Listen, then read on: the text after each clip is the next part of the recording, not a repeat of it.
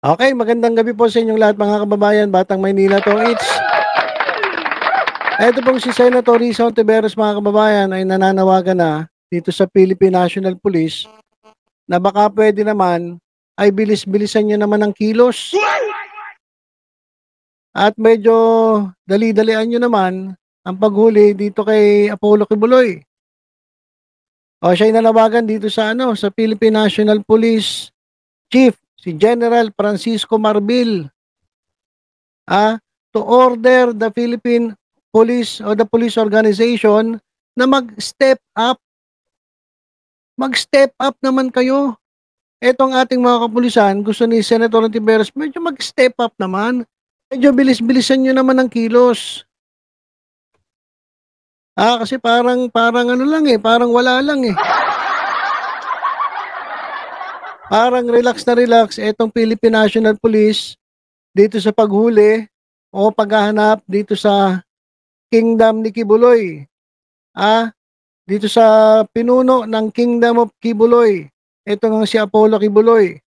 Ayoko na tawaging Kingdom of Jesus Christ kasi nakakakilabot mga kababayan Hindi naman po talaga Kingdom of Jesus Christ yan Yan ay kaharian ni Kibuloy. O sabi ni Ontiveros, tingnan nyo naman, itong PNP, tingnan nyo naman yung posibleng failure sa inyong intelligence. Baka palpak ang inyong intelligence, kaya hanggang ngayon hindi nyo pa ma-allocate etong si Apollo Kibuloy. At syempre, kapag hindi mo na-allocate, hindi mo ma-aresto si Kibuloy. So baka naman may problema kayo sa intelligence. Ano ba problema? Budget? Ano ba nangyari? Yung budget ba napunta sa ibang ahensya ng gobyerno? Maliit lang budget ng PNP? Nabawasan ba ng DepEd? Alam ko hindi naman nabigyan yung DepEd Kaso marami po kasing mga ahensya ng gobyerno na ang nangyari humingi ng confidential fund o na intelligence fund na hindi naman dapat para doon sa kanilang ahensya. Kumbaga inainggit lang Kasi halos lahat na ng ahensya ng gobyerno ay nanghihingi na ng intelligence funds at confidential funds. Kaya etong mga ahensya ng gobyerno katulad ng PNP, ito ang kinakailangang mas malaki ang kanilang mga intelligence funds o confidential funds. Sila tong ngayon parang hirap na hirap. Sabi nga ni Ontiveros, so baka naman may problema kayo sa intelligence in locating and arresting etong fugitive religious leader na ito. Kasi ilang beses na kayo nag-serve ng warrant of arrest nyo Pero hanggang ngayon, hindi nyo pa nahuhuli si Kibuloy. Baka may problema. Baka naman meron diyang, alam nyo na, dyan mismo sa loob ng PNP, na medyo pinakilos na yung kayamanan ni Kibuloy, kaya medyo relax na relax itong mga miyembro ng PNP. Hindi lang yan hindi lang yan ang sinabi ni Senator Ontiveros. Sabi ni Senator Ontiveros, pati yung yung pag-revoke ng licenses ng mga baril ni Kibuloy. Sabi niya, bakit ang tagal nyo kumilos PNP? Merong 19 na baril ito si Kibuloy. Kaya siguro malakas ang loob daw niya na nagtatago siya kasi meron siyang mga baril na dala-dala. Ang problema mga kababayan, eto raw PNP, itong Philippine National Police, ay panay ang gawa ng mga excuses. Kaya hanggang ngayon, hindi pa nare-revoke itong firearm licenses na in-issue dito kay Apollo Kibuloy. Ayon kay Ontiveros, bakit daw? Ito nagtataka daw siya, bakit ganun? Bakit ang bagal ng PNP? Ito pakita ko sa inyo yung report. Ayan mga kababayan, bakit ang bagal daw ng PNP na umaksyon despite multiple arrest warrants na nakalabas na laban kay Kibuloy over allegations of abuse inside o dito nga sa kanyang kingdom o sa kaharian ni Kibuloy. Kaya tuloy sabi ni Senator Ontiveros, ito mga kababayan kung talagang kasangga namin sila sa pagpapanagot sa mga pambabastos ni Kibuloy sa ating mga institusyon, dapat ginagawa nila ang lahat para mahuli siya. At isang mahalagang paraan ang pagbawi ng mga armas lalo na sa isang pugante.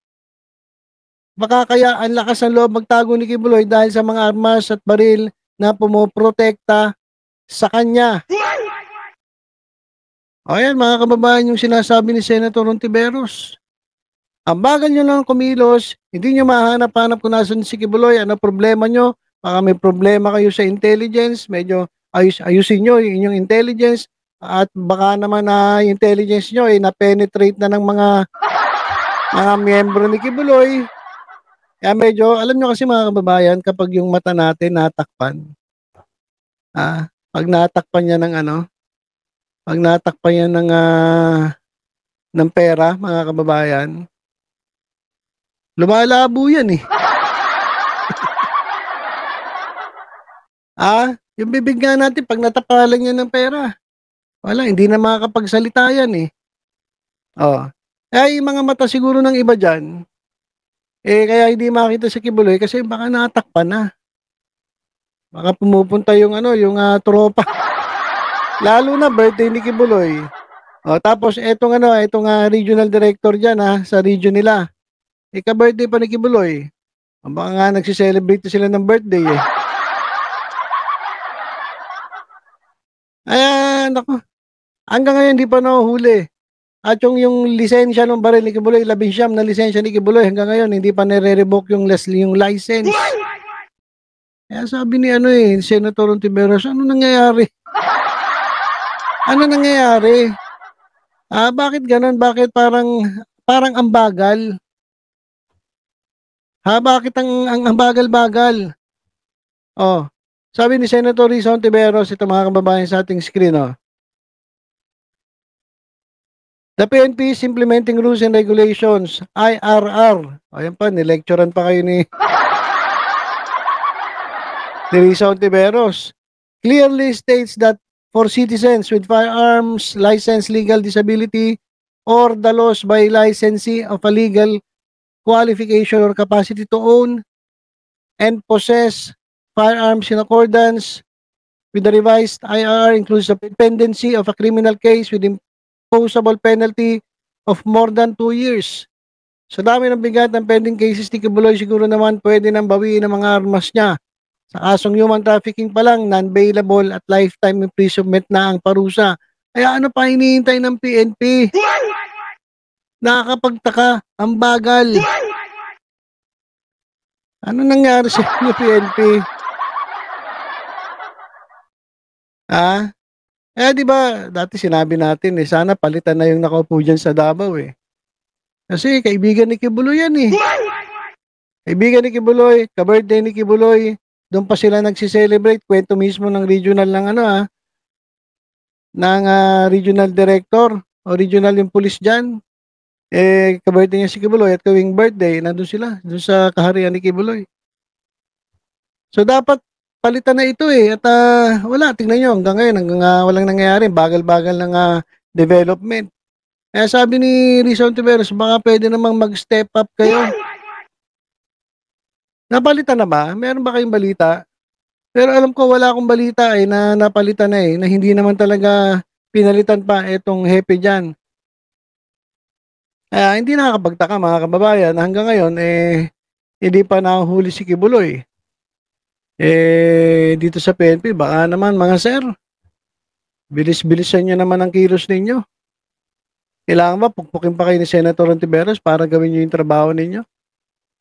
Kailangan ba ipaalala pa sa inyo ni Senator Ontiveros na pwede nyo nang suspindihin o i-revoke yung mga lisensya ng baril ni Kibuloy? Kasi baka nga naman tama si Senator Risa Ontiveros eh. Malakas ang loob nito kasi daming baril 19. Ibig sabihin, pag 19 baril, yung kanya pa lang, 19 tao na may hawak nun. 19 tao na yon. Ay, yung mga illegal pa na baril, malamang meron pang mga illegal na baril dyan, na mas marami. Di ba mangyayari, ilan na yon? Sabihin natin na 31 yung illegal, o di 50 na. 50 na yung may baril doon. Paano niya mahuhuli? Tapos ang magdadala ng warrant of arrest sa inyo, ilang piraso lang, tapos pa-relax-relax pa. Pa-easy-easy lang. Di ba? Kaya sabi ni Senator Rizal Tiveros, tanggalin nyo na yung lisensya, yung license, 19, para mabawasan ng 19 na legal. O ngayon, kapag ginamit pa rin ni Kibuloy, hindi sinurrender yung baril, dagdag kaso na naman kay Kibuloy yan. O, di mas lalong dadami na yung kaso at mas bibigat yung parusa doon sa mga kasong kakaharapin ni Kibuloy. Pero kung ganyan, na alam nyo naman ng trabaho nyo pero hindi nyo ginagawa, ano na yan, PNP? PNP Chief Marbil. Tingnan nyo nga yung yung nasa Davao. Baka nagsiselebrate ang birthday ni Kibuloy.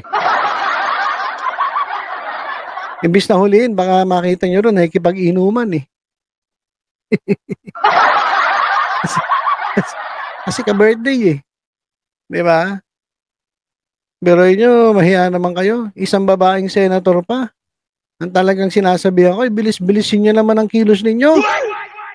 Mag-step up naman, medyo bilis-bilisan. At wag na kayong magpalusot-lusot, ang dami yung dahilan. Basta gawin nyo, i-revoke ninyo yung mga lisensya ng baril ni Kibuloy kasi yan ang nararapat, kasi yan ang nasa rules. Binasa natin kanina yung rules. Lalong-lalo na ngayon na itong si Kibuloy ay isa ng pugante. Di mas lalo nang meron silang dahilan na itong mga baril na nabigyan ng lisensya na hawak ni Kibuloy talaga ma-revoke. Pugante na eh. Yung kaso niya pa unbailable. Life imprisonment pa yung yung parusa ng ilang mga kaso ni Kibuloy. Ano pa hinihintay nyo mga PNP? Bagal-bagal nyo naman.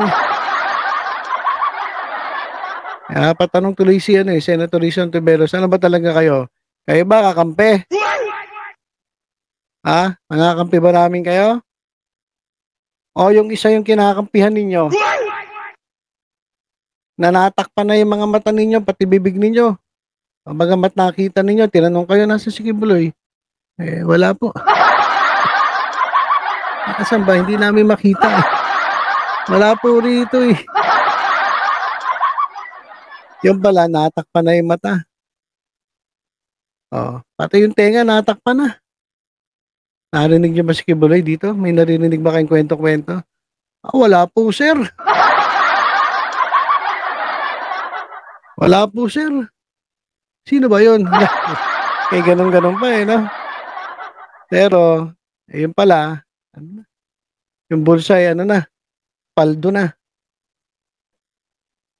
Kaya mga kababayan, nako, PNP, medyo magpasikat naman kayo, medyo lalong-lalo na itong bagong PNP chief, si Marbil.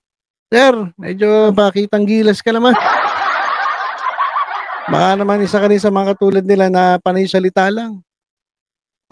Kapag nahuli mo to si Kibuloy, during your time, malaking accomplishment po sa inyo ito. Huwag nyo nga hayaan na matulongis kayo ng ilang mga pulis na under ninyo na imbis na kumampi sa gobyerno, mas kumakampi doon sa sa mga inaakusahang kriminal. Marami po kasing ganyan ngayon. Marami po mga politiko na ganyan ngayon eh. Kahit nasa gobyerno, kampi pa rin sa kriminal. Kaya sana, Sir Marbil, PNP Chief, tingnan nyo na lang yung nasa Davao. Tingnan nyo, baka ganun na rin nangyayari. Baka napapaikot na nung Diyos doon. Diyos-Diyosa. Kaya nagpapakilalang anak ng Diyos doon. Baka naman sila ay na brainwash na rin. Baka miyembro na nga. Baka mga miyembro na. So, yun lang mga kababayan. Unang-una kay Ma'am Rizal Tiveros. Salamat sa sa patuloy na pagtayo sa katotohanan at believe talaga ako rito. Ito yung mga senator na dapat nandyan eh. Ito yung ganitong klase mga senator ang kailangan natin dyan sa Senado. Yung matapang at talagang tumatayo sa tama. Hindi yung mga tulongges na alam ng mali, porky kaibigan, kinakampihan. Kaya tandaan natin yan, sa 2025, kilala naman natin yung mga kumakampi dito kay Kibuloy eh. Meron pa isang madadagdag kung sakali. Kung ang mga bubutante tuloy-tuloy pa rin sa kabubuhan nila, malamang mapasok pa etong isang kandidato nila, etong depektibo. Si Kuya Depektibo. So, nako, huwag nating hayaang mangyari mga kababayan, huwag na tayong magpaloko uli. At mga katulad, mga likes of Senator Hontiveros, ang mga kailangan natin dyan sa Senado. At dito naman kay Kibuloy, kala ko ba matapang ka? Sabi mo, kaya mo harapin lahat. Ha? Sabi mo, kahit si Satanas, kaya mong harapin. Di ba? Kahit si Lucifer. Kahit si Lucifer daw, kaya niyang harapin. Pero ngayon siya, nagtatago. Wala rin sa ayos eh. So, yun lang mga kababayan, tutok-tutok lang dito po sa Batang Manila Toy sa iba pang updates. Ingat po tayong lahat. God bless po.